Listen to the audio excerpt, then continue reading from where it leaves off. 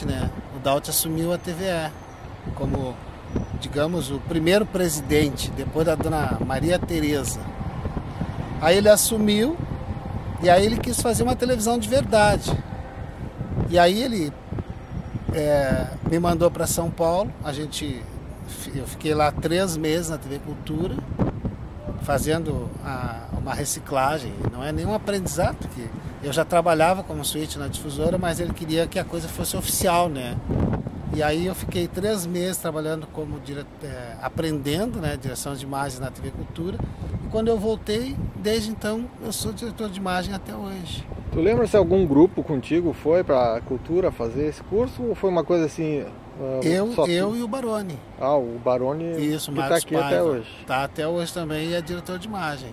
Então, daí vocês tiveram então uma visão mais ampla de uma televisão comercial, de fato, né? Algo profissional, né? Com certeza. Isso trouxe uma outra noção para a própria instituição. Com certeza. A TV Cultura é, digamos assim, dentro do Brasil, hoje não, porque ela está meio acabadinha, né? Mas é a segunda televisão, em termos de equipamento principalmente, que é o que realmente interessa, porque linguagem cada um faz a sua.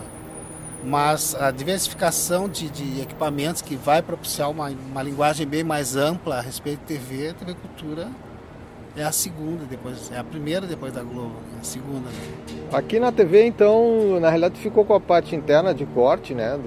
E o Baroni foi pro caminhão, é mais ou menos isso, né? Ou vocês ainda revezam? Como é que funciona isso? Logo que eu vim para cá, eu fazia a externa. Fazia parte de externas e coisa e tal. Foi 6, quase 7 anos.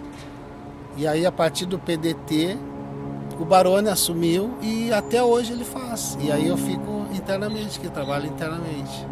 Mas retornando lá então para a PUC, teve uma simulação ou algo semelhante a um incêndio que foi o que causou a vinda para cá, né, para esse prédio da Piratini, né?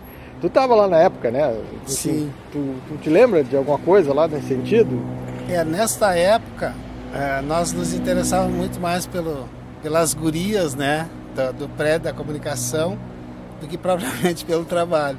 Então isso gerou um problema bem sério para os padres, que eles começaram a reclamar um pouco, né? Para não dizer muito. E aí o Daut achou que que era a hora de nós sairmos de lá e coisa e tal, até porque a intenção dele de fazer uma televisão de verdade, entre aspas, tinha que começar de alguma maneira. E aí acabou acontecendo um incêndio, ou um pseudo-incêndio, que foi o resultado, né, da nossa vinda para cá. Aí foi a nossa saída da PUC, carregando material e coisa e tal. Tu participou dessa mudança, literalmente? Sim, participei, tanto que nós, em princípio, nós íamos para o Jardim Botânico, né? Que tinha um prédio lá que foi feito também pelo pessoal mais antigo da TVE na época, que era o Odilon. Eu não consigo me lembrar o sobrenome dele. Que foi ele mais 2 pessoas a Londres, né? O Odilon Lopes. Odilon Lopes, exato. Ramos foi o diretor de programação, Odilon Lopes, exatamente. O Lopes, ele foi o que ele era lá na TVE, tu lembra lá embaixo? Lá na PUC, né? Olha, pode ser que antes da chegada do Daut, ele era meio dono. Ele fazia absolutamente tudo. Ele fazia roteiro, inclusive tem umas histórias até meio engraçadas dele, que ele fez um roteiro. Nós não, porque eu não era suíte na época, né?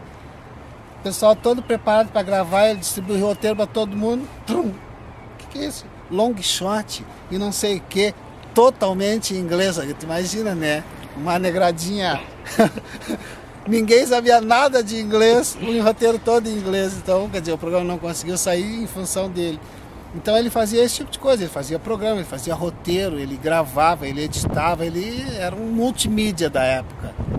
Isso é resultado até da ida dele para fora mesmo fazer, exatamente, né? Para Londres, fazer essa cópia do prédio da BBC e foi aplicado aqui no Jardim Botânico. O prédio até hoje, né, está lá e na época, pelo que se soube, o equipamento, nosso equipamento, por ser muito grande, que até tem uma versão que ele não entraria nas portas de lá do prédio, coisa tal, mas não, o fato meio oficial pelo menos, é que ele, como o prédio ficou a descoberto muito tempo, então infiltrou demais, né, nas paredes, e o equipamento emanaria naquele tipo de equipamento muito calor, então isso poderia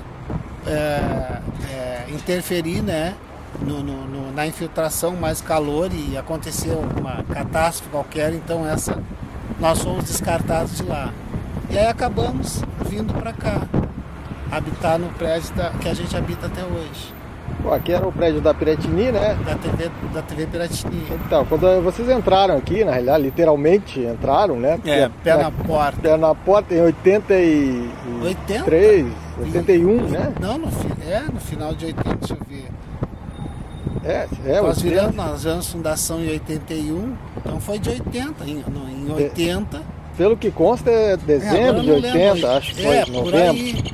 E aí, vocês chegaram aqui, o que tinha aí? Porque a TV, a Piratini não funcionava mais, mas ainda tinha pessoal aqui, né, no prédio, né? Tinha o pessoal, mas o pessoal da rádio Farroupilha. Farroupilha ainda estava funcionando aqui. Estava funcionando aqui. Na TV, toda a central foi renovada, reformada, né? Mas não tinha equipamento na central.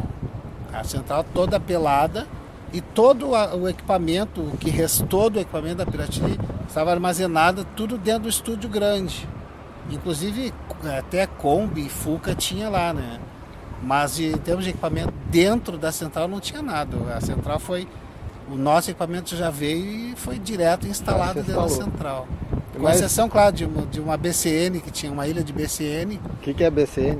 É uma ilha de edição de polegada.